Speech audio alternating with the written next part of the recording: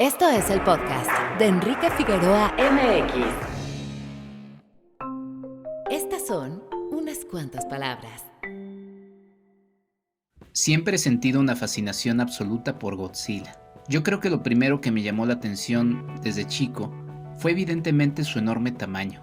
Un monstruo de enormes características que era capaz de arrasar con su solo paso una ciudad entera. Mi primera aproximación fue sin duda la versión estadounidense de 1998, Godzilla, dirigida por el realizador alemán Roland Emmerich. Recuerdo, sobre todo, los materiales publicitarios. Primero el póster, con una pata enorme de Godzilla y un diminuto helicóptero rodeándole. Luego, el teaser trailer, en donde en clara referencia a Jurassic Park de Steven Spielberg, Godzilla pisoteaba con facilidad el esqueleto de un tiranosaurio Rex. Con el paso de los años, fui descubriendo al personaje. Me encontré con el fascinante hecho de que este no era solo un animal gigante. No, Godzilla era más, representaba muchas cosas más. Las recientes versiones de nuestros vecinos del norte son las de una cultura e industria que no entiende la profundidad de un ser que nació nada más y nada menos que a la luz de 2 bombas atómicas que, por cierto, ellos lanzaron sobre Japón en 1945. Esa es la diferencia. Porque el cine de los Estados Unidos de América ya tenía una importante tradición de monstruos gigantes, como lo son por ejemplo los del Mundo Perdido, la Bestia de Tiempos Remotos y desde luego el muy célebre King Kong. Sin embargo, Godzilla es diferente, porque nació primero en una cultura en donde la forma de ver el mundo es distinta, y segundo, porque insisto, el recibir 2 heridas fulminantes como las de Hiroshima y Nagasaki cambiaron para siempre la forma de lidiar con la amenaza atómica. Lo fascinante es que Godzilla no se ha quedado en, solo y entre comillas, una metáfora de la amenaza nuclear. Godzilla, a lo largo de más de 30 películas japonesas, ha sido literalmente de todo. Su paso por el cine industrial, como una franquicia comprobada, es la prueba irrefutable de que es posible evolucionar y mantenerse relevante. Con el paso de los años, el ícono japonés ha pasado por distintas visiones, sobre todo por distintos autores. En los tiempos en los que vivimos, en donde la amenaza de la pandemia sigue más viva que nunca, en donde la avaricia de la economía se mantiene siempre amenazante, en donde la tentación del poder contamina las decisiones políticas, Godzilla sigue siendo una metáfora de todo lo mal que está en nuestro mundo. En específico, y para ir aterrizando, Shin Godzilla de Hideaki Anno y Shinji Higuchi incluye poderosas reflexiones de las que no es tan sencillo escapar y con las que es prácticamente imposible no vernos reflejados. Esos pasos, ese rugido.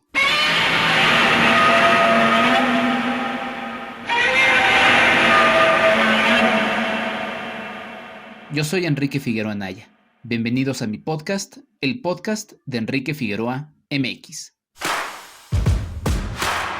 www.enriquefigueroa.mx. Bienvenido. Este es nuestro invitado de la semana. Muy buenos días, tardes o noches. Le doy la bienvenida a mi invitado de este episodio. Él es Lalo Ortega, es crítico y reportero de cine. Estudió la maestría en arte cinematográfico en el Centro de Cultura Casa Lam y fue ganador del 10º concurso de crítica cinematográfica Alfonso Reyes Fósforo de Ficunam 2020. Actualmente es editor de filmelier.com y ha colaborado con Motherboard Empire en español, Revista Encuadres, el Festival Internacional de Cine en Los Cabos, Clapper y Sector Cine, entre otros. Mi estimado Lalo Ortega, bienvenido. Muy bien, Enrique, y muchas gracias de nuevo por la invitación. Muy contento de estar aquí. Pues muy contento de que estés por acá, Lalo. Creo que nos hemos visto poco. Ya pareciera también que es hablar de otro mundo. Un poco hablaremos un poco también de eso a partir de la película que nos reúne hoy. Pero recuerdo que nos veíamos en el Festival Internacional de Cine de Morelia, cuando la dinámica de los festivales era otra y era más común. Pues bueno, todo eso se ha ido transformando, pero me acuerdo mucho de ese paso. Yo en ese momento como relaciones públicas, tú en ese momento en Empire, si no me equivoco, y pues bueno, ¿cómo te ha ido desde entonces y sobre todo a un año de este maldito bicho, mi estimado Lalo? Pues sí, mira, de hecho me estaba acordando cuándo fue la última vez que nos vimos, y sí, creo que fue en Morelia 2018, porque yo todavía alcancé a ir después a Los Cabos y a Guanajuato en 2019, se me acabó el 20 con los festivales por un rato y pues luego pasó todo esto, pero fuera de eso, creo que no me ha tratado tan mal, afortunadamente, la pandemia. Creo que tengo ese distintivo privilegio. Pero sí, creo que he estado bien, he estado trabajando mucho con ese sitio que mencionas, Filmelier, y ya llevo 3 años con ellos. En ese ir y venir, pues ya nuestra querida revista Empire pues se tuvo que despedir, lamentablemente. La extrañamos mucho, obviamente, pero bueno, ahí voy, de ahí la llevo con Filmelier, haciendo crítica de pronto en algunos otros lados, pero pues aquí andamos. Cuéntanos un poquito de Filmelier y por cierto le mando también un abrazo a Anaír Ramírez, que también pasó por ahí por Empire y con quien me toca ahora colaborar en un podcast de cine para niños, Luces Cámara Niños, ahí en Time Out México. Pero cuéntanos de filmelier.com, por favor, mi estimado Lalo. Pues mira, ¿qué te puedo contar de Filmelier? Inicia como un proyecto, vamos a llamarle un agregador de plataformas de video on demand. O sea, tú entras a Filmelier y si buscas una película, te dice en qué plataformas está disponible en ese momento. Buscas de lo que quieras, desde cine de autor, de Añez Barda, de lo que quieras. Blockbusters, puedes ver está en Netflix, está en Prime Video, en Cinepolis Click, en Movie, etcétera, etcétera. De hecho, estamos de manteles largos esta semana porque lanzamos la sección de noticias el lunes pasado. Vamos a estarla continuando en conjunto con la labor de curaduría de listas y de plataformas en el sitio original. Y pues eso, voy para 3 años con ese proyecto que de hecho inicia en Brasil, tiene un brazo acá en México y es en lo que andamos ahorita. Pues muchas felicidades, Lalo, mucho éxito, que sigan llegando proyectos como ese y todo lo que has hecho, que la verdad es una gran labor. Aquí, la verdad, y es que en general en todos los proyectos en los que me toca estar, siempre intento sumar a colaboradores, a compañeros, a colegas, y pues en este caso me gusta que esta sea la primera de muchas, espero, mi estimado Lalo, que podamos colaborar juntos. Y bueno, pensé en ti porque pues ya en los últimos meses, años, la verdad es que Godzilla me ha estado persiguiendo de manera constante. Apenas este fin de semana en el que sale este podcast, terminé un curso de la primera era de Godzilla, la era Showa. Saludos a mis alumnos. Está por ahí tentativamente la segunda parte de ese curso, pero bueno, depende de la reacción de la gente, porque sí son muchas, muchas horas de trabajo. Pero en ese repaso de Godzilla, de repente me encontré, y obviamente con todo el ruidero de la película de Godzilla contra Kong, con tu texto de Shin Godzilla. Shin Godzilla, que es una película que disfruto mucho, que también tengo ahí una breve reseña que rescaté de hace algunos años, la pueden leer en enriquefigueroa.mx, pero me entusiasmé mucho al ver tu texto y dije, sí, alguien está hablando de Shin Godzilla, vamos a invitar a Lalo para que hable de ella. Cuéntame cómo llegas a este texto de Shin Godzilla, mi estimado Lalo, y tu primera relación con Shin Godzilla, una película que este año cumple 5 años precisamente. Sí, de hecho, vámonos un poquito para atrás porque el texto que leíste, yo lo concibo como una colaboración para este sitio que se llama Motherboard, que es un sitio nuevo también, ya eventualmente les puedo contar sobre ese también. La cuestión de ese texto o el concepto detrás de ese texto o esa serie de textos, perdón, es proponer películas que no sean como lo que está en tendencia siempre, ¿no? El top 10 de Netflix o lo que está en Twitter o los grandes blockbusters, sino proponer como una alternativa, ¿no? Para ver cosas distintas o más interesantes, dependiendo de perspectivas, obviamente. Obviamente, pues me subo un poco al tren de Godzilla vs. Kong y aprovecho para decir, oye, pues digo, está esa película que está muy padre, todo muy chido con los trancazos y el crossover y demás, pero hay un Godzilla mucho más interesante de hace 5 años que se llama Shin Godzilla. Eh, y antes de hablar de Shin Godzilla, yo quisiera que volviéramos un poquito al Godzilla original, porque, digo, si quieres acotar un poco la cuestión del título de Shin Godzilla, la palabra en japonés Shin, dependiendo el kanji o el ideograma con el que la escribas, porque hay muchos homófonos en japonés, dependiendo el kanji con el que lo escribas puede significar diferentes cosas. Puede significar desde el verdadero o el nuevo o el Dios, son significados muy, muy distintos dependiendo del ideograma, y ellos lo escriben con katakana, no lo escriben con el kanji, sino con el katakana, como para dejar cierta ambigüedad en el significado del título del personaje. Eh, esto nos lleva a preguntarnos, bueno, si es el Godzilla original o el verdadero, o el nuevo Godzilla, ¿cuál es el original, no? Porque Godzilla ha sido muchísimas cosas muy distintas en Sí. sus que son ya casi 70 años de historia, me parece, ¿no? Entonces, vale la pena yo regresar al Godzilla original porque seguramente muchos de quienes nos escuchan, como a mí me pasó, tuvieron su primer contacto con Godzilla, quizá no con las películas japonesas, sino con las americanas. A mí me pasó que mi primer contacto con Godzilla fue con la versión del 98 de Roland Emmerich, me parece, ¿no? La de Matthew Broderick y todos ellos. Que no es un muy buen punto de partida, hay que decir. Ya después me voy enterando, ¿no? De que pues, este personaje viene de muy atrás, viene de Japón, y es un personaje muy propio de la idiosincrasia japonesa del siglo XX, mediados del siglo XX. No tiene tanto que ver con las luchas de monstruos, no tiene tanto que ver con la destrucción sin sentido de ciudades, no tiene que ver tanto con estas cosas. Godzilla nace en el 54 como una gran y gigantesca metáfora del miedo nuclear japonés, y del miedo o la paranoia de los japoneses contra las bombas nucleares, porque yo creo que no vale la pena tanto acotarlo, pero creo que nadie puede hablarte más de bombas nucleares que los japoneses. Pues así viene Godzilla, ¿no? Es este monstruo que, como los buenos monstruos de la ficción, tenemos el monstruo de Frankenstein, tenemos los zombies, representan de cierto modo las ansiedades sociales, culturales, científicas de su tiempo, así como el monstruo de Frankenstein fue una metáfora del miedo al control del hombre sobre la naturaleza, por decir alguna cosa, o el zombie es un símbolo del deterioro social y del consumismo, según lecturas.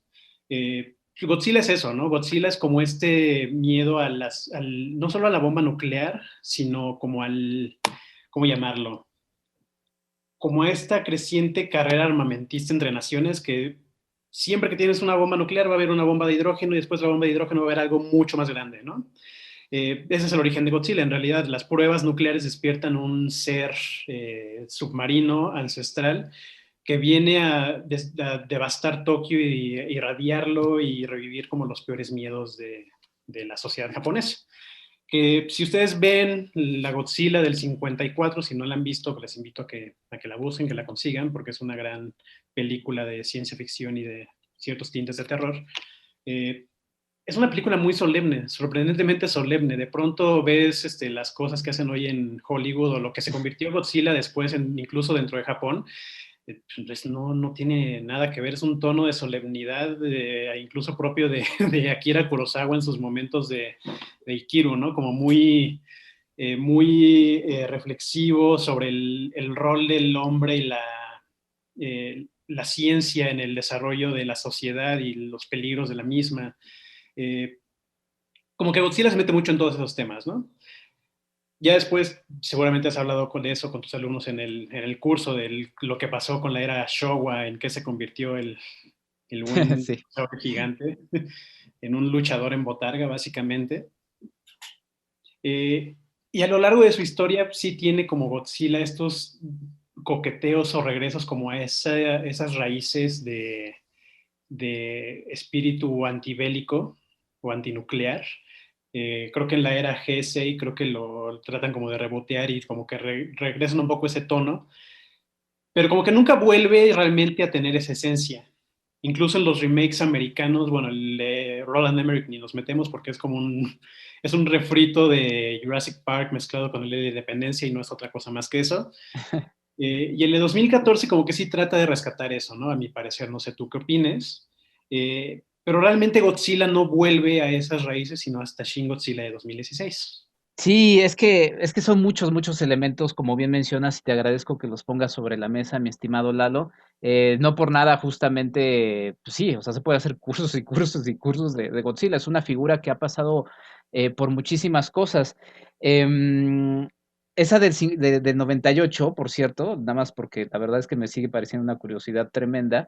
Yo la remito más a una especie de remake de The Beast from 20,000 Fathoms.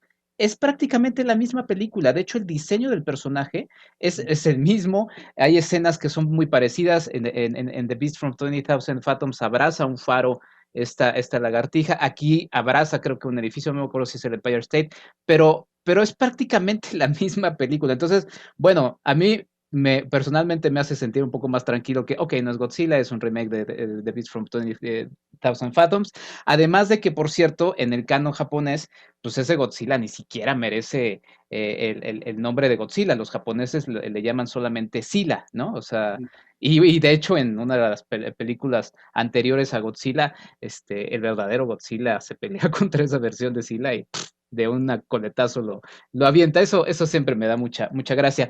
Pero yo cerraba y para ir conectando los puntos y para aterrizar justamente en Shin Godzilla, mi curso lo cerraba con esta reflexión de, a ver, yo siempre quiero ver a los gringos ponerse a pelear contra los japoneses porque pues es que soy bastante cruel, pero, pero no, o sea, digo, a ver, los gringos no tienen que entender a Godzilla, o sea, porque son ellos, es su cultura y quizá, o sea, quizá les estoy pidiendo de más. Para eso tengo al Godzilla japonés que ha pasado por más de 30 películas, ¿no?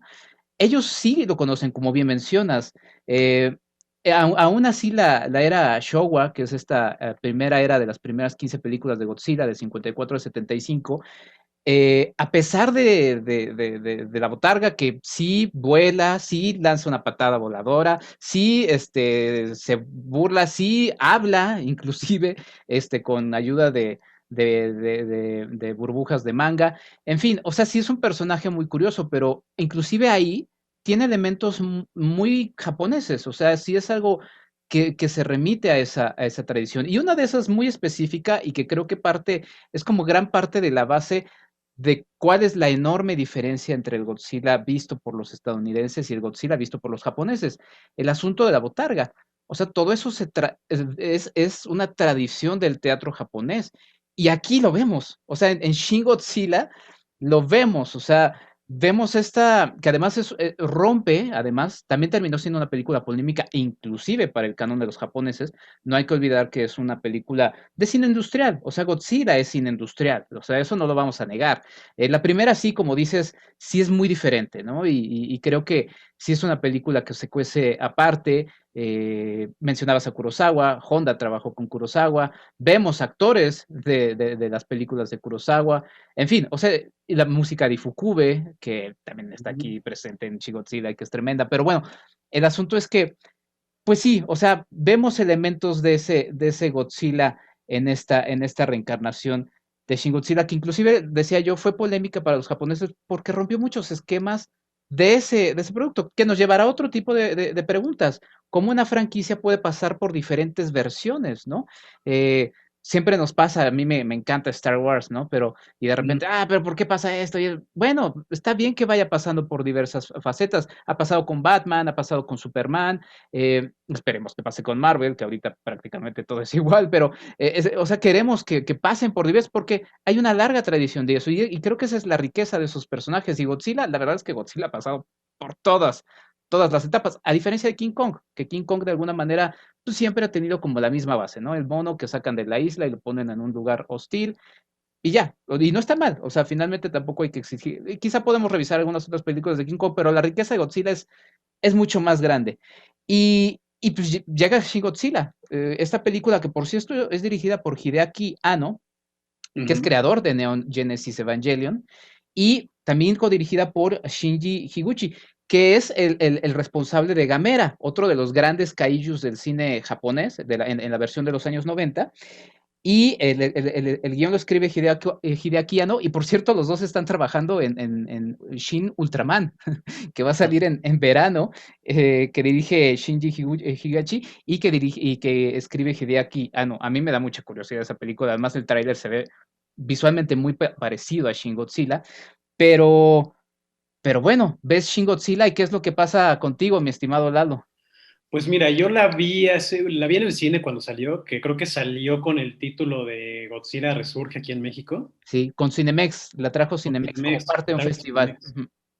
Sí, sí, que Cinemex ha hecho eso bastante, bastante bien, como los extraño ahorita, los pobres, pero Sí, sí. este, vaya, no recuerdo si ya había visto antes la Godzilla original o la vi hasta después, pero justo me aventé la original hace un par de días como para tener un punto de referencia fresco entre ambas.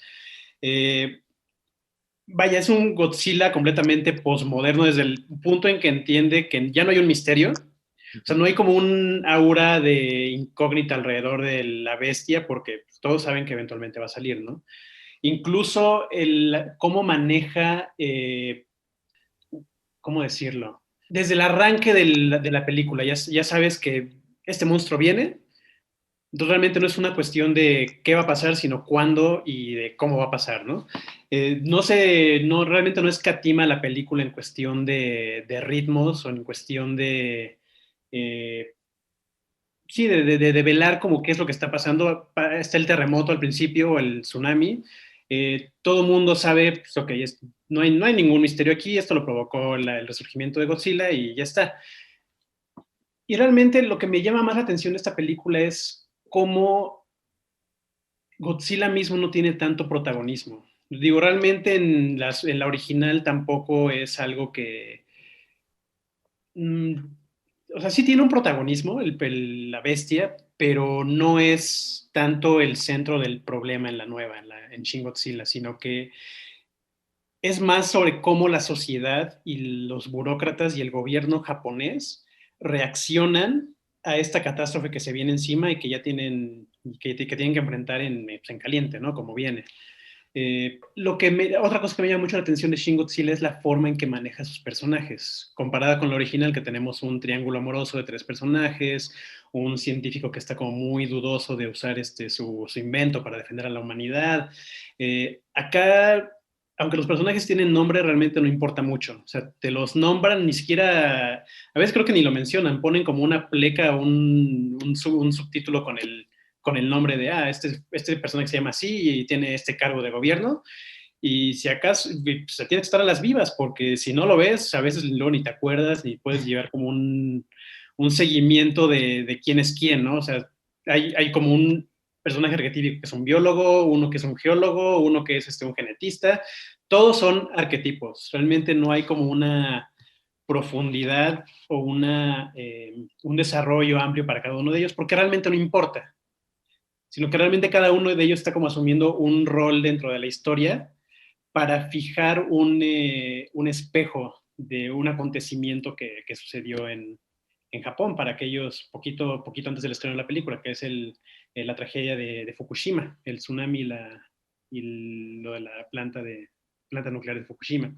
Eh, Aquí lo que pasa es que es un giro muy peculiar que le dan a la saga porque no es ni un drama de ciencia ficción como el original, ni es una película de combates como lo que le siguió, ni es nada, no es nada de eso. Se convierte para mí Shin Godzilla en una sátira. No sé si tú la viste así en su momento, como una sátira. Sí, es interesante. Bueno, quiero aterrizar, por ejemplo, porque mencionas varios elementos y les digo, la verdad es que podríamos hacer cursos, o sea, podemos hacer muchas cosas alrededor de Godzilla. Y eso habla también, y quiero que también dejar eso mencionarlo, de la riqueza de la película. O sea, la verdad es que los apuntes, pues, tengo aquí como 6 hojas de apuntes o 7 hojas de apuntes, la verdad. Y si la verdad lo comparo con mi hoja de apuntes de Godzilla contra Kong, pues es mínimo. Y no porque diga, es que estás discriminando. No, es que no me da la riqueza que me da esta película. Esta película me da frases, me da elementos, en fin. Y otro elemento que mencionabas y que me llama mucho la atención es justamente esto, cuando iba a salir Godzilla contra Kong, mucha gente decía, ay, pero es que ojalá no veamos tanto a los humanos, porque qué aburrido, y queremos ver a los monstruos pelearse y pegarse unos contra otros.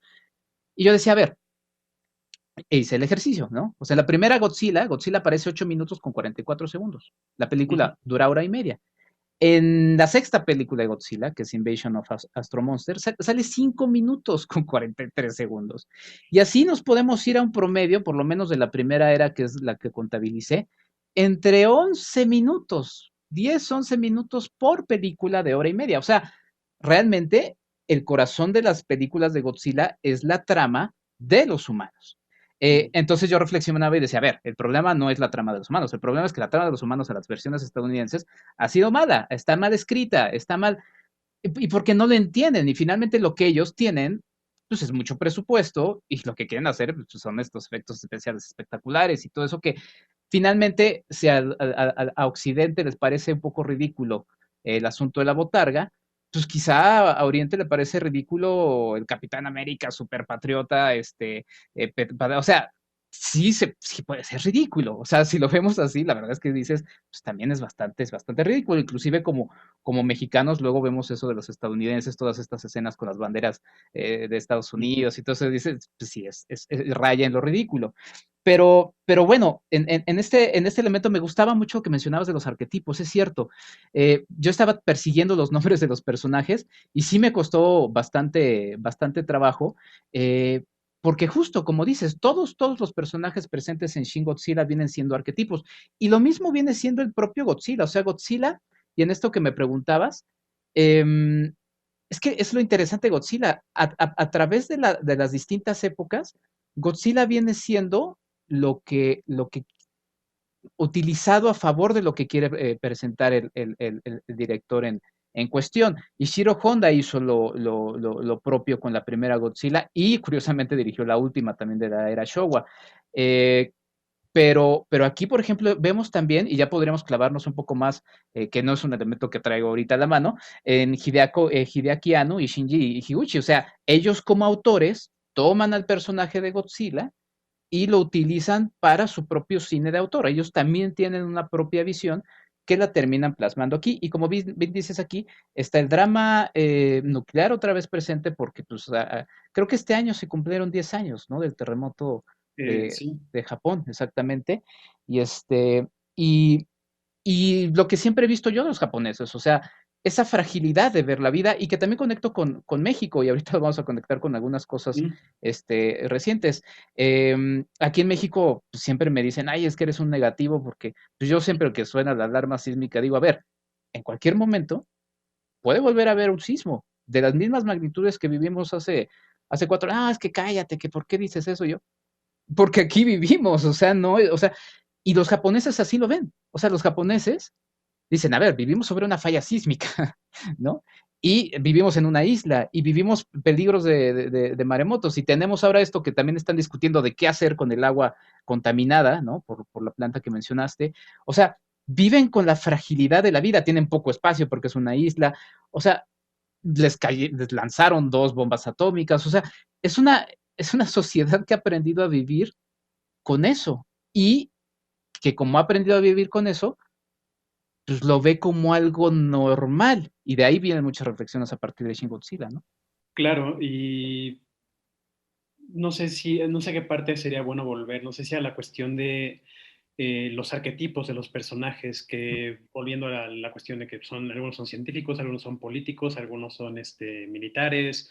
eh, Como mencionábamos, realmente no importa tanto cómo se llama, sino qué función cumplen dentro de la sociedad y a qué aspiran una vez que están inmiscuidos en la catástrofe de Godzilla. Que a mí algo que me parecía muy curioso y que en su momento no entendí cuando la vi por primera vez, hasta que la vi hace, creo que como un mes otra vez, para ese texto que mencionabas, eh, vi la película otra vez y me llamaba la atención la cuestión justo que mencionaba de sátira, de cómo los personajes llevan una cadena de mando que resulta completamente absurda al momento de reaccionar contra la catástrofe o el surgimiento de Godzilla. Una de las primeras escenas de la película dentro de las escenas burocráticas, llamémosles, de la película, porque como mencionas, Godzilla aquí también tiene muy poco tiempo en pantalla. Aquí lo interesante es el drama humano, que aquí, te repito, para mí, desde mi perspectiva, es una sátira por cómo se va llevando, que tienen una reunión los altos mandos del gobierno japonés para primero preguntarse qué pasó y debaten si fue un terremoto o una criatura gigante o fue no sé qué. Y de pronto dicen, bueno, para decidir esto tenemos que ir a tomar otra junta en la sala de al lado. Y te muestran en la escena cómo se trasladan por un pasillo a mudarse a otra sala de juntas, ¿no? Y descubren que, sí, fue un monstruo gigante. Ok, tenemos que debatir, entonces, ¿qué tenemos que hacer si se trata de un monstruo gigante? Y van de vuelta a la sala a la sala anterior, ¿no? Lo cual me parece completamente absurdo. Y así se llevan toda la película, ¿no? Justo para tomar decisiones para atacar, para evacuar, para lo que tú quieras, tienen que seguir una serie de protocolos, una cadena de mando completamente ridícula, lo cual tiene que ver con cómo está constituida la ley en Japón. Es algo que yo no sabía la primera vez que vi la película, lo averigüé ahora que la vi esta segunda vez, que a raíz de la Segunda Guerra Mundial, Japón no tiene una autonomía militar. Están constitucionalmente prohibidos a tener como tal un ejército para librar actos bélicos en el exterior. Realmente lo único que tienen, a lo que tienen derecho, es le llaman fuerza de autodefensa, que es constitucionalmente una extensión de su policía. Y precisamente como están bajo tan estricta supervisión internacional, no tienen las estructuras legales para atender ciertas catástrofes o ciertos acontecimientos, sin pedirle permiso a alguien. Eso es lo que básicamente te quieren transmitir en la película. No lo mencionan por nombre, pero es el artículo 9 de esa Constitución, firmado a raíz de la Segunda Guerra Mundial, que les dice que papá de Estados Unidos y papá comunidad internacional son los que tienen que autorizar cualquier acto que quiera hacer Japón para atacar o defenderse en cualquier contexto, que es un poco lo que pasa en la película, ¿no? Que tiene el oficial en el campo, le tiene que llamar al oficial en la oficina y la oficina le tiene que voltear al lado a decirle a la no sé qué oficial, y a esa le tiene que decir al emperador, que están en la misma mesa, lo cual es ridículo, pero así lo muestra en la película, lo cual me parece completamente... sí, es muy gracioso, a mí me resultó muy, muy gracioso. Por eso yo sostengo que esta película es la primera gran sátira política de Godzilla, es una sátira para mí. Sí, es interesante. No sé si la primera gran sátira, sí, porque, por ejemplo, la primera King Kong contra Godzilla, pues también es una sátira un poco de eso. De hecho, yo bromeaba con que los estadounidenses no comprendían el chiste, como esta escena de Homero Simpson cuando le dice, no me acuerdo quién es su amigo que le dice, vaya que eres lento, Homero, y se queda pensando y se queda todo un día y dice, todavía sigues aquí, vaya que eres lento, ¿no? Porque la de Kong contra Godzilla, de alguna manera es un poco como una burla de cómo necesitan llevar a King Kong para pelear contra Godzilla para poder ampliar una campaña de publicidad, que básicamente es volver a enfrentar a estos personajes con motivo de algo publicitario. Entonces, pero sí, pero me interesa mucho eso que mencionas sobre la sátira, y de hecho aquí tengo varias frases que puse, ¿no? Por ejemplo, hay un momento, ¿no? En el que están leyendo el comunicado que van a leer de manera pública y dice, hemos cancelado todos los vuelos, y de repente alguien así detrás de la mesita le da al que está leyendo y le dice, corrijo lo dicho, la suspensión de todos los vuelos es inevitable. O sea, como que sí, o sea, dice, no, a ver, no, aguanta, ¿cómo que vas a cancelar todo? Mejor di que está en el plan que se va a cancelar, ¿no? Luego, pues el primer ministro se desespera cada rato, ¿no? Dice, vaya expertos, ¿no? O sea, tráiganme a alguien que sepa algo, ¿no? Y luego, pues también eso que dices, ¿no? O sea, menciona a alguien, a ver, ¿cuánta burocracia? O sea, para tener una discusión hace falta una reunión, ¿no? Y son todas estas tropelías a las que se van encontrando, y que es justamente el retrato de la torpeza, y como mencionas ahorita y que me parece muy interesante, el retrato de no solamente la torpeza, sino de cómo está estructurada la propia burocracia japonesa, ¿no? Y, y esto que mencionas a mí me parece pues aterrador, porque la primera Godzilla del 54 llega después de que los propios Estados Unidos invaden Japón, después de haber lanzado las dos bombas atómicas. Eh, de hecho, todos esos años también son años muy, muy truculentos, por así decirlo, porque como que medio van justificando es que fue mejor que les lanzáramos dos bombas atómicas a que les viniéramos a invadir, ¿no? Y entonces, no, bueno, bendito favor, ¿no? Y de hecho, todas esas discusiones están ahí, pero propios militares estadounidenses terminaron reflexionando que tampoco era tan necesario aventarles dos bombas atómicas, ¿no? Em, y los japoneses no podían hablar, o sea, los propios estadounidenses les decían, a ver, eres libre de pensar lo que quieras, siempre y cuando sea de acuerdo a lo que nosotros creemos que es lo correcto, ¿no? Y entonces dicen, bueno, ok, perfecto. Y aquí en esta película, en Shin Godzilla, se menciona una frase que a mí me parece demoledora, ¿no? Porque dice, pues es como una posguerra eterna, ¿no? O sea, ¿cuántos años han pasado del 45 conmemoramos 75 años del lanzamiento de las bombas atómicas de Hiroshima y Nagasaki, y 75 años después, pues todavía siguen estas estructuras que además, ya iré también a ese punto, a nivel mundial nos hacen mucho eco, ¿no? O sea, cómo este poder económico, ¿no? Político, termina tomando decisiones sobre una pequeña democracia que termina siendo también el corazón de la película. Sí, a eso me quería dirigir ahorita y creo que tiene que ver un poco con lo que mencionabas, de que fue una película un poco controvertida incluso en Japón, que este miedo al dominio nuclear de Estados Unidos y de la comunidad internacional en general se vuelve como el fantasma principal después en la película, cuando el ejército japonés no logra detener la amenaza del monstruo. Lo que pasa es que Estados Unidos les van a avisar, oye, pues si tienes este límite de tiempo y si no lo logras controlar, te vamos a meter una bomba nuclear otra vez. Y lo siento. Y la lucha de los personajes centrales se vuelve esa, ¿no? Tratar de dominar el caos por su propia mano antes de que los Estados Unidos vuelvan a cometer la misma atrocidad y ellos vuelvan a quedar doblegados, que por eso la película suscitó muchas lecturas, digamos, nacionalistas, ¿no? Dentro de la sociedad japonesa. No sé si, vaya, obviamente, históricamente, cada que algún país de estos tiene algún sentimiento o algún discurso nacionalista, pues en todos los demás lados prende como focos rojos, ¿no?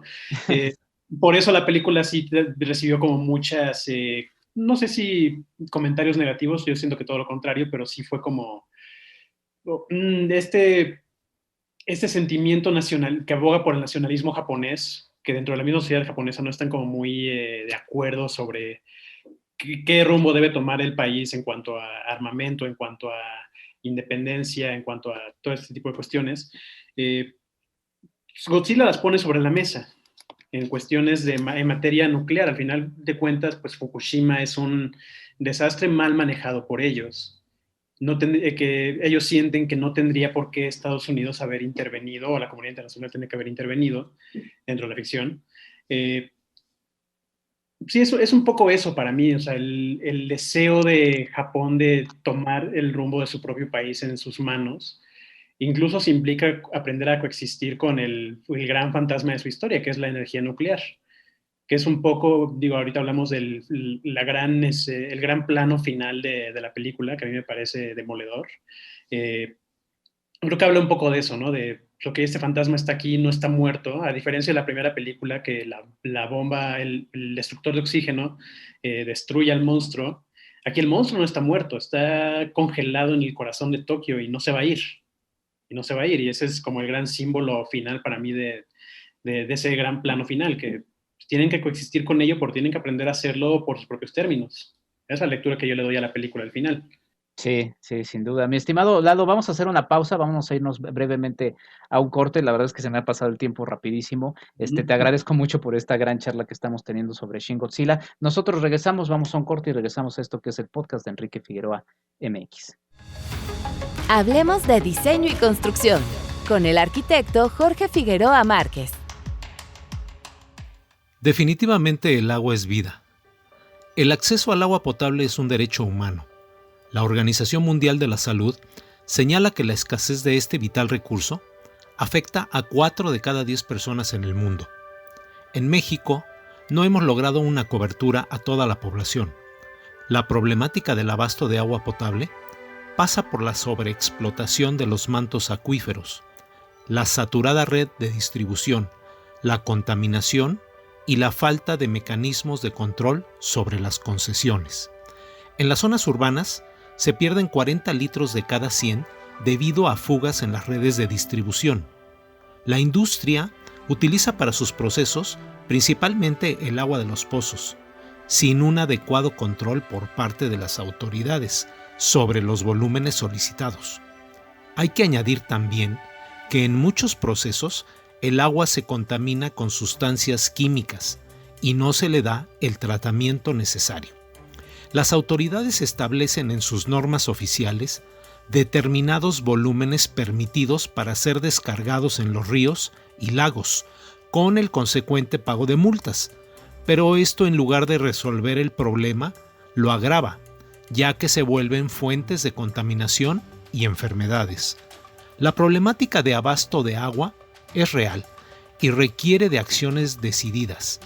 El uso responsable del agua potable, el aprovechamiento del agua de lluvia y su tratamiento para potabilizarla, entre otras medidas, se vuelven acciones definitivamente imperativas. Hasta la próxima. Hablemos de diseño y construcción con el arquitecto Jorge Figueroa Márquez. Sigue a Marc y Mazá en @marquiamx en Facebook y en Instagram. @Enrique Figueroa MX en Facebook y en Instagram. Y después de este corte, regresamos con Lalo Ortega. Estamos platicando de Shin Godzilla. Voy a poner algo de la música. Perdón, la verdad es que no puedo dejar fuera la música de la película. Es tremenda. Y más allá de la música de Ifukube, del 54, ¿no? Que es justamente con la que a mí eso me pareció, ahora que volví a revisar para esta charla, Shin Godzilla, desde el logo de la Toho, el sonido de las pisadas de Godzilla, como decías, Lalo, al inicio de este podcast, ya sabemos que va a aparecer Godzilla, ¿no? O sea, escuchamos su rugido, solamente es el momento en el que va a pasar, ¿no? Y me gustaba también destacar estos elementos de las presiones pues económicas también, porque finalmente vemos cómo está esta presencia siempre fantasmal de la economía, ¿no? En la decisión de los aeropuertos que mencionabas en el bloque pasado, pues hay un peso económico, ¿no? En la decisión de qué lugares van a proteger, hay una decisión económica, ¿no? Y también está cada rato contrapuesto lo que bien dices, o sea, el asunto de los nacionalismos, ¿no? Hay una escena porque aparece un personaje que es una chica que es hija de un senador de los Estados Unidos, que me parece muy interesante. Ella tiene sangre japonesa, lo menciona, dice su abuela, vivió de hecho el asunto de los ataques de las bombas atómicas allá en Japón. Y en un momento platica con su papá y menciona un poco esto, ¿no? Dice, a ver, es que como que los japoneses quieren usar esto a su favor para un asunto político, ¿no? Y como que él lo ve así, como una opción de los japoneses por subirse al mando del mandato internacional, ¿no? Y ella ya por la relación que ha tenido con los otros miembros del gobierno japonés, sobre todo con el principal, que si no me equivoco es Yaguchi, termina pues reconectando con sus propias raíces, ¿no? Ella quiere ser presidenta de los Estados Unidos en algún momento, pero reconecta con sus raíces y ve esa riqueza de su pueblo y como que, más allá también de quitar un poco sus intereses, como que trata de favorecerlos un poco. Y Yaguchi también le pasa lo mismo, porque a cada rato le están diciendo, a ver, es que tú estás lanzando estas ideas, pero no se te olvide por qué estás aquí, ¿no? Y luego en otra frase, en otro intercambio con otro personaje, le dice también, pero bueno, es que tú quieres ser primer ministro en 10 años, ¿no? O sea, aguas con las decisiones que vas a tomar. Y él les dice, a ver, primero veamos si en 10 años hay país que gobernar, ¿no? Entonces, me parece muy interesante todo esto porque también dentro de estos arquetipos, pues están estos dos personajes que son como los positivos, ¿no? Del ideal que quieren de alguna manera dejarte pensar ahí, porque Yaguchi también de alguna manera se va limpio hasta el final, ¿no? Justamente con sus reflexiones y es como ese deseo de mensaje que quieren dejar los dos directores y el guionista mismo con Shin Godzilla, ¿no? Y yo no estaría tan de acuerdo, porque sí siento que a pesar de que ellos son, digamos, los personajes más limpios o nobles, llamémosles, sí están viendo como por el futuro de sus carreras políticas, ¿no? Como diciendo, bueno, sí, pues vamos a esperar que haya país en 10 años que gobernar, pero si hay país, sí quiero gobernar, ¿no? Entonces están como viendo cómo igual utilizan esta situación para ir escalando y ocupando un lugar mejor en la cadena alimenticia de la política japonesa. También en otro intercambio con otro personaje, este Yaguchi, el otro le dice, oye, pues cuando tengas tal cargo, pues guárdame a mí este puesto, ¿no? O sea, como que ya están moviendo sus fichas desde ya para ver dónde van a quedar parados eventualmente. Que es un poco me remite al personaje del doctor Yaman en la original, que se lamentaba de que todos solamente estaban viendo cómo matar a Godzilla y quitarse el problema de encima, cuando podían estarlo estudiando para ver cómo usar su energía o sus características para su favor, y se lamenta de que, oye, pues nada más están viendo cómo matarlo y que las cosas vuelvan a la normalidad. Que de hecho a mí, digo, esto ya igual es muy personal, pero cuando lo estaba viendo antier, me hizo mucho eco de lo que estamos viviendo ahorita, ¿no? Que todos estamos viendo cómo paramos al cochino virus en vez de estar viendo que pues, el problema no es ese, o sea, el problema no es volver a la normalidad, el problema es que el virus nos vino encima porque estamos haciendo otras cosas mal. Pues es un poco lo mismo, o sea, están viendo cómo subir en Shin Godzilla la escalera política para tener poder y pues, después quién sabe qué broncas vayan a tener, ¿no? Pero no están atendiendo el problema de corazón, que es pues la energía nuclear, la necesidad de depender de algo tan peligroso que puede ser tan devastador y que ha dejado una huella pues tan indeleble y tan única en el mundo como ha sido en Japón. Ningún otro país realmente conoce con esa magnitud los impactos negativos de la energía nuclear, y eso es algo que sí dejan como muy de manifiesto en la película. E inclusive más allá, mi estimado Lalo, porque sí, y reflexionando a partir de lo que dices, que sí estoy de acuerdo en que es una película en la que estos personajes que mencionaba como una especie de arquetipos, sí sigo pensando que sí, de alguna manera, sobre todo el de Yaguchi, porque quizá la chica al final sí le da un poquito a entender de bueno, ya finalmente haz lo que quieras, y ahorita vamos a esa frase que termina siendo muy importante en la película, porque dice ella, bueno, yo seré en algún momento presidente de los Estados Unidos y yo espero que en algún momento tú seas primer ministro de Japón, y él le dice, o tu títere, ¿no? Este, porque pues siguen en estas disputas. Pero sí, el asunto del uso político me parece muy interesante porque Godzilla mismo, bueno, y a eso iba, o sea, porque es una crítica no solamente al asunto de cómo manejar lo nuclear, sino de la humanidad. Y se menciona en la cinta, y lo menciona de hecho esta chica, menciona, el hombre me da más miedo que Godzilla. Y eso termina siendo justamente el corazón pues sí, de la película, y reflexionando a partir de lo que dices, de que, pues sí, estos dos personajes, si bien parecen positivos, pues no dejan de pensar en sus propias carreras. Y Godzilla en esta película, pues se nos viene representando como una prueba que aquí se nos menciona de manera muy, muy, muy leve, pero termina siendo interesante, que un hombre termina como provocando de alguna manera el surgimiento de Godzilla como una especie de prueba para la humanidad, prueba que no está finalizada al final de la película. O sea, la prueba está ahí y seguirá ahí y seguirá por el resto de los años.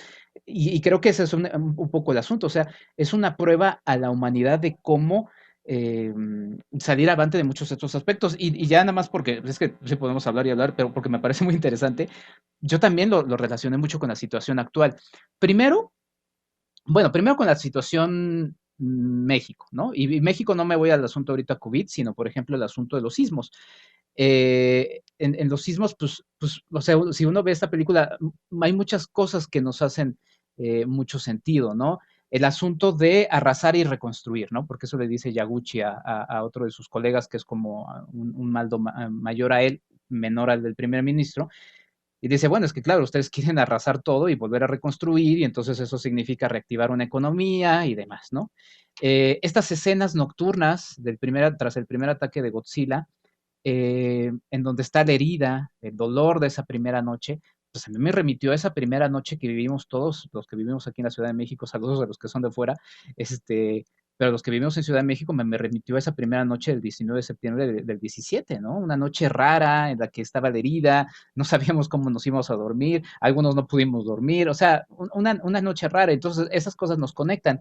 Y, y pues sí, el manejo político, porque el propio Godzilla, pues se lo pelean los rusos, lo quieren los chinos, la ONU quiere meter su propia cuchara, los estadounidenses, pues ahí como que no queda claro por qué lo quieren destruir, medio ahí se deja un poco al lado porque pues es que tienen información de él que igual y no quieren que se sepa, ¿no? No se sabe, ¿no? O sea, y nos remite a esto, o sea, ver, quitándome cualquier asunto político de encima, a mí me da mucha tristeza que a nivel mundial el manejo de cómo es una prueba, o sea, acabo de subir en mis redes sociales al momento que estamos subiendo esto, una imagen final de Shin Godzilla y puse la etiqueta del COVID, porque a mí me remite mucho eso, o sea, el COVID es una prueba que se nos puso acá, ¿no? No sabemos qué puso, si fue el propio planeta, que eso también nos llevará al propio Godzilla más adelante, pero es una prueba que tenemos que trabajar y que por el momento no la estamos haciendo muy bien, ¿eh? No la estamos pasando muy bien. O sea, políticos, sociedad, todos estamos siendo ahí más o menos medio reprobados porque sí es una prueba muy fuerte y eso es lo que termina siendo Godzilla en esta película, ¿no?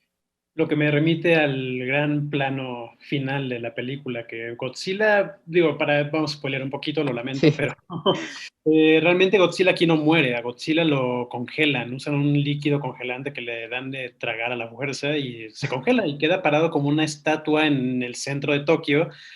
¿Qué pasa al final? Que es la cámara hace un close-up y en el cuerpo de Godzilla lo que hay es una serie de cuerpos como calcinados, cadáveres congelados pegados a su piel.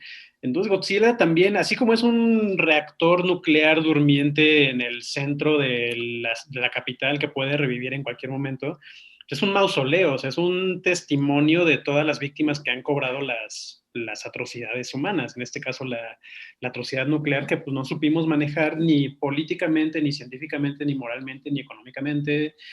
Eso es para mí el final de la película, que queda como una estampa o un testimonio sí, o sea, triunfamos, congelamos a Godzilla, pero pues, ¿a qué costo, no? Y a qué costo vamos a seguir superando estas pruebas si es que realmente las estamos superando, porque no está realmente superada. O sea, reitero, Godzilla queda durmiente. Lo dice el personaje central al final. O sea, la sociedad tendrá que aprender a vivir con Godzilla porque ahí va a estar para siempre.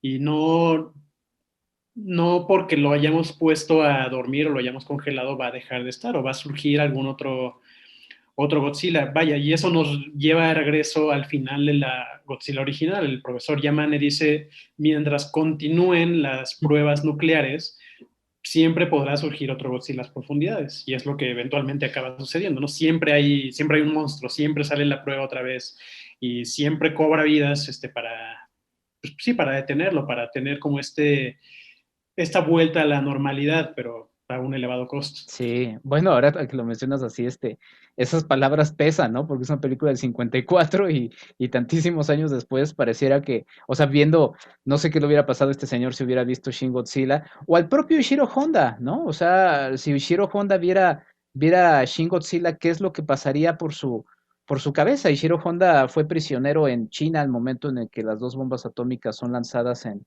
Nagasaki y en Hiroshima.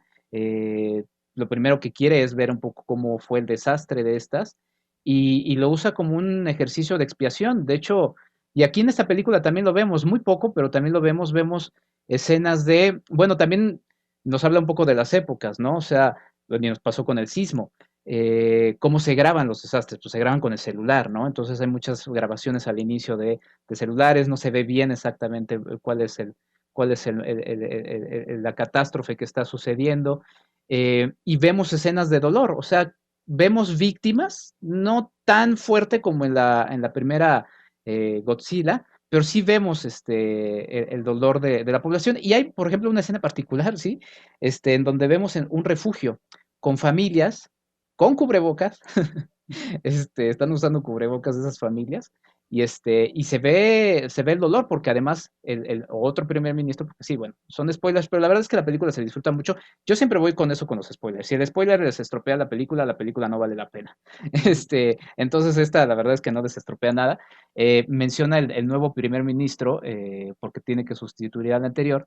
Es que arrancar a las personas de de sus casas, o sea, no es tan sencillo, o sea, porque dicen, pues sí, evacuemos a las personas, ¿no? Y también eso nos habla de la relación de Japón con la bomba nuclear y con este tipo de desastres, con la relación de los Estados Unidos, ¿no? Hay una frase también que me parece muy demoledora, igual y estoy sobreproyectando algo, pero les dicen, pues es que qué fácil es a los Estados Unidos decidir sobre un ataque nuclear sobre Tokio cuando eso está en Asia y les queda muy lejos. Y dice otro político, entre verdad y no, dice, bueno, es que si fuera en Nueva York, dicen ellos que harían lo mismo. y te retumba el 2011, el 2001, ¿no? Y tú dices, ah, caray, o sea, estos tipos sí son bastante perversos, que quién sabe, en una de esas sí, ¿no? En fin, la verdad es que es una película muy rica de muchos elementos y lo del Godzilla dormido, pues otra vez, o sea, es esta falla sísmica, o sea, eso siempre, ahí tienen un Godzilla dormido, o sea, eso va a pasar y eso pues es algo que con lo que han convivido y creo que eso habla mucho de su forma de ver las distintas culturas y de la evolución. Sí, que además es una escena, un plano final que abre a muchas teorías, pero se menciona y el personaje pues pasa por distintas evoluciones.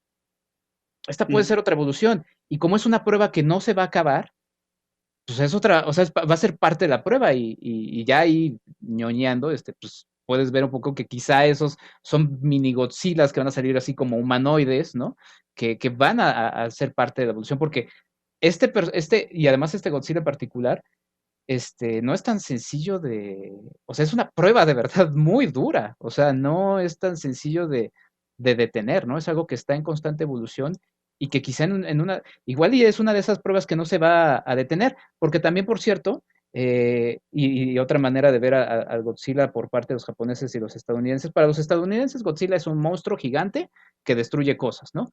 Para los japoneses, y en esta en particular otra vez, es un dios, pero es un dios de destrucción. O sea, no sé, es un personaje muy interesante este Godzilla. Sí, un dios de destrucción y uno pues completamente amoral, o sea, solamente surge y hace lo suyo, no es algo que realmente vaya a decir, pues me la agarro contra los japoneses y pues, digan, no, o sea, es una fuerza de la naturaleza, como fue concebido el original, es una fuerza neutral que surge por algún acto humano que nos, ahora sí que en algún lado leí que Godzilla era una criatura que venía a salvarnos de nosotros mismos.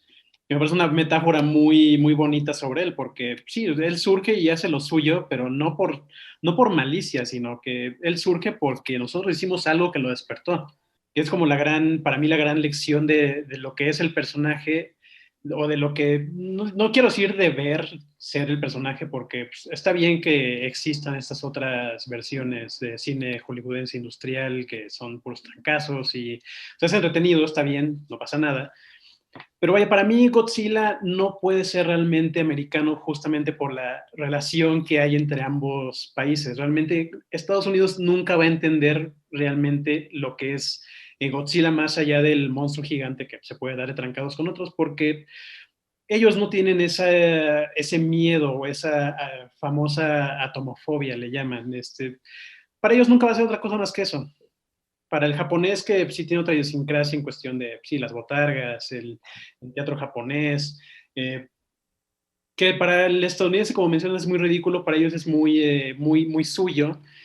Y pues luego está la parte simbólica, que sí, Godzilla es esa representación del miedo a la catástrofe que padecieron.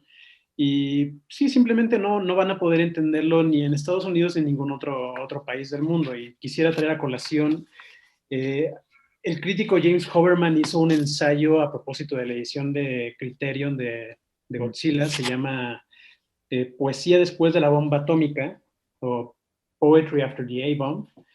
Y digo, lo quiero citar, pero también yo siento que hay que guardar ciertas proporciones, pero ya me dirás. Dice, Godzilla transformó el trauma de la guerra en diversión o en arte.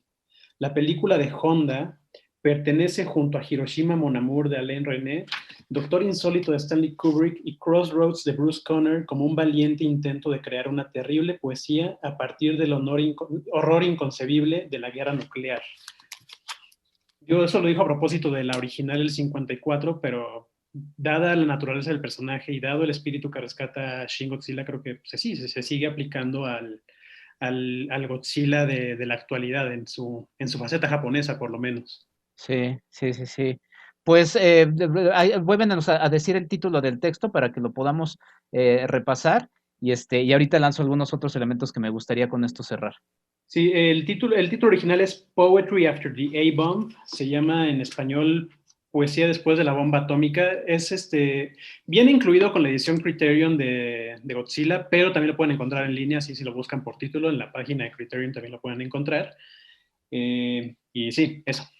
Perfecto, pues ahí está, para que le echen un ojo.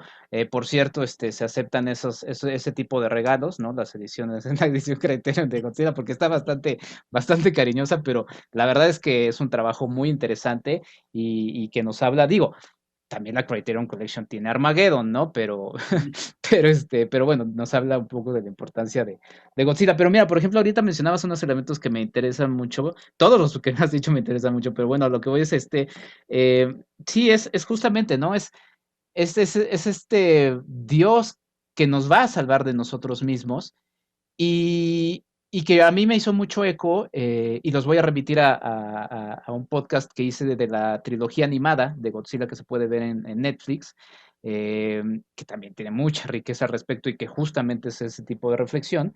Ese lo hice en Cinemanet, busquen ahí Cinemanet Godzilla. Pero es un poco como el asunto del cambio climático, ¿no? O sea, veía por ahí que Bill Gates decía, si están asustados con lo que está sucediendo con el coronavirus, espérense, porque viene lo del cambio climático. Y también la reflexión un poco de esto de, pues no es tanto para salvar al planeta, o sea, y aquí voy a hacer esta observación, o sea, es que hay que salvar al planeta, no, hay que salvarnos a nosotros, o sea, el planeta, y a mí siempre me gustan este tipo de metáforas, ¿no? O sea, si yo me corto, y estoy en una salud, pues más o menos promedio, pues mi cuerpo cicatriza, ¿no? Y encuentra la solución. Si un ser tan insignificante como yo puede generar eso, ¿qué no puede generar el planeta? O sea, el planeta nada más se sacude un poco y nos quita como plaga y se va a regenerar. O sea, el planeta va a seguir. Lo que no sabemos si sigue somos nosotros. Entonces, quizá justamente Godzilla viene siendo eso, es a ver, ustedes son nocivos, ¿no? Yo necesito hacer algo con ustedes porque yo respondo a otra fuerza mayor que es el entorno, que es todo demás, no sé, la verdad es que es una serie de reflexiones muy, muy interesantes. Y ahora, del asunto de la botarga, me parece muy interesante porque en el arte del personaje, que es muy interesante, vemos varias evoluciones. Primero vemos uno, sí, como una especie de marioneta, ¿no? Con unos ojos como de muñeco, Ujú. que a mí me remiten un poco al tiburón, ¿no? De Spielberg, ¿no? Este personaje que no sabe si está vivo, si está muerto. Es un personaje muy extraño que está cruzándose como un tsunami, justamente, por Tokio. Pero después, en su evolución terrestre, puta, es un personaje súper tétrico, ¿no? O sea, cambia su aspecto. Sí es un personaje, pues sí, tétrico, la verdad es que hay que decirlo, y que contrasta con estas imágenes también de la poesía poéticas, ¿no? Eh, Porque vemos cómo los árboles se sacuden. Hay una en particular que es la figura de Godzilla cruzándose y en primer plano los árboles y como un día normal. Escuchan los pájaros, o sea, Ujú. todo habla de eso. O sea, Godzilla es como los pajaritos, como los arbolitos, es como todo lo que está en el entorno, solamente que nos resulta más tétrico, pero es parte de ese ecosistema, ¿no? Sí, totalmente de acuerdo. O sea, eso, sí, eso es para mí el personaje. Y reitero, qué bien que existe la versión hollywoodense, pero sí, pierdes esa parte cuando ves la adaptación americana del personaje. Pierdes todo ese tipo de riqueza y de metáforas y de lecturas. Realmente nunca las van a poder, o no quieren o nunca van a poder realmente atraparlas ellos en su reinterpretación del personaje. Pues sí, mi estimado Lado. Pues ya, nada más, justamente Yaguchi cierra con antes de esta escena que ya mencionábamos, con un plano en el que él está pensando y de fondo está la ciudad de Tokio y de fondo está la figura ahí congelada de Godzilla. Y él reflexiona, la humanidad debe coexistir con Godzilla.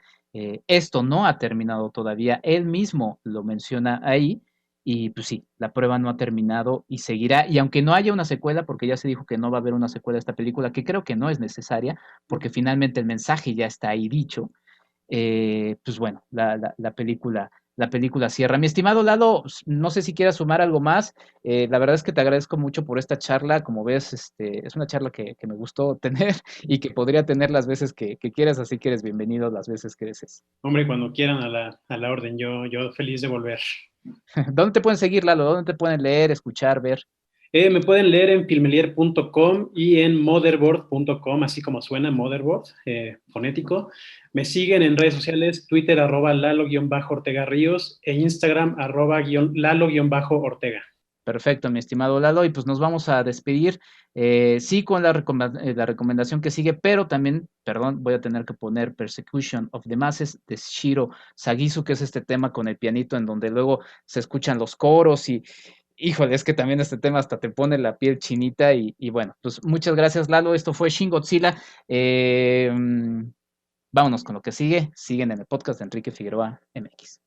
Nuestra recomendación para el fin de semana. La recomendación para esta semana es una película llamada Minari. Es una película de Lee Isaac Chung, una cinta que estuvo nominada a los premios Oscar, que para la gente que nos está escuchando el día que se lanza este podcast, sucedieron la noche anterior. La película es una cinta bastante entretenida, pero sobre todo que provoca distintas reflexiones. Se nos muestra la historia de una familia coreano-estadounidense que llega a una pequeña granja de Arkansas en busca de un sitio propio. Es en este lugar en donde la familia nuclear, conformada por padre, madre, hijo e hija, terminan insertados en un sitio en donde se sienten un tanto ajenos. Sin embargo, quien termina llegando y haciendo sentir todavía un poco más ajenos a ellos es la presencia de una abuela que llega de Corea y que es rechazada sobre todo por el hijo menor de la familia. Es rechazada porque no es la figura típica de la abuela cariñosa, la abuela típica o arquetípica que se nos ha pues establecido de manera muy tradicional. Esta abuela es particular, pero es una abuela que iremos descubriendo cómo va construyendo su lazo con su nieto. Es una película interesante, al final no deja de haber un asunto melodramático, pero creo que vale la pena echarle un ojo a Minari, una película que se puede ver en cines. Si asisten, ya lo saben, háganlo con todos los cuidados pertinentes. Cuidémonos todos. ¿Quieres ayudarnos a hacer más contenido? Tu apoyo es fundamental. Entra a www.patreon.com/Enrique Figueroa MX y elige entre las muchas recompensas que tenemos para ti. Desde un agradecimiento en este podcast hasta tu participación en un cineclub en línea donde tú puedes elegir el tema. Además de 50% de descuento en nuestros cursos, talleres y tours. ¡Únete! Sé parte de esta comunidad.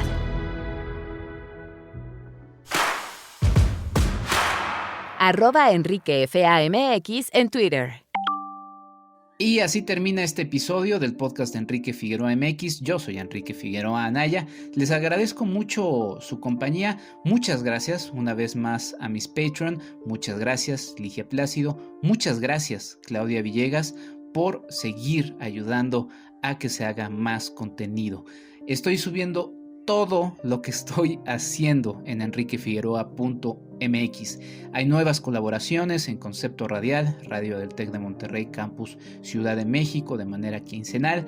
Participación ya también musical en Cafeteando con Evelyn Reyes. Esta es una participación mensual y pues presencia en distintos medios y en distintos espacios que agradezco que me abran la puerta para seguir sumando.